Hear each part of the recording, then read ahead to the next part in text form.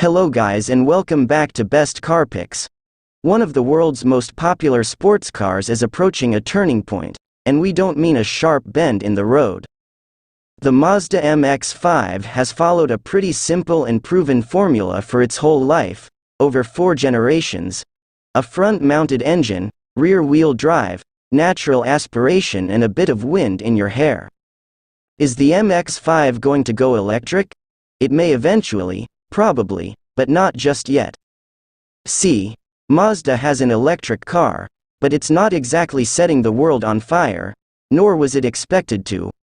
Whether a band-aid attempt to prove it wasn't ignoring electrification, or a toe in the water using a car it knew wouldn't sell in huge numbers, the Mazda MX-30 is the brand's lowest-selling model this year so far, except for another, the near-decade-old MX-5.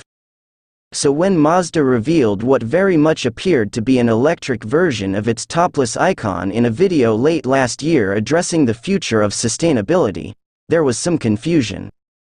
Now, reports from Japan seem to point in a slightly less extreme direction for the future electrification of the Mazda MX-5.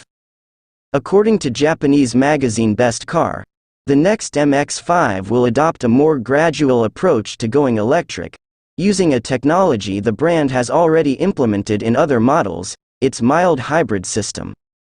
The outlet, which normally has word from insiders at company HQs, says it expects the next-gen MX-5 with an evolution of Mazda's M-hybrid mild hybrid system to debut in around 2025, which will make the current model the longest-serving MX-5 of the 4 generations.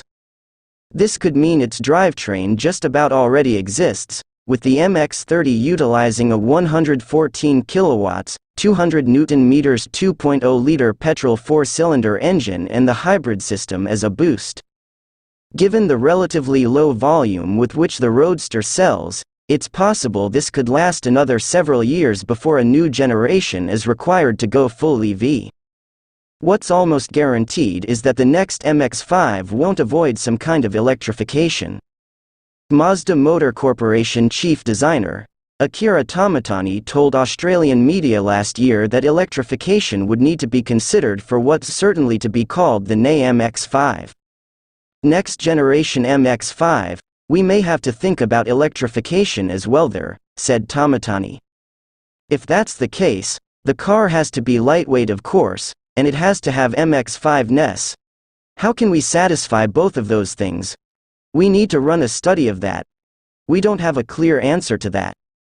At the moment, if Mazda is to continue selling the MX-5, something the brand's executives the world over continually say it will, and doing so in the spirit of the model's history, an electric sports car isn't quite right just yet.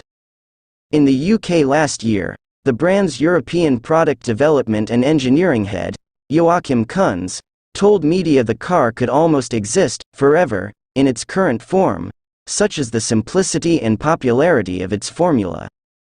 Kunz also addressed the MX-5's age, with the ND now approaching a decade old after its initial reveal in late 2014, saying, "Having one generation for 10 years is not a problem for us.